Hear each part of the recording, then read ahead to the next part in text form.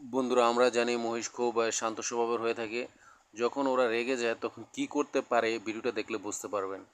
এখন দেখেন, আমরা যখন তখন বাড়ির গেট খোলা রাখি। দেখেন, এই এই ভিডিওটা দেখলে বুঝতে পারবেন যে বাড়ির গেট খোলা রাখলে কি হয়। মহিষটা কিন্তু বাড়ির ভিতরে ঢুকছে। এখন ঢুকার পরে তারপর ওই যে বাড়ির মালিক আবার ও ভিতরে ঢুকছে, ঢুকার পরে দরজাটা লক করছে। তারপর হঠাৎ দেখে মহিষ সামনে। আর মহিষটা তো এই দেখে বয়স্ক লোকটাকে এমনভাবে আঘাত করছে, দেখেন।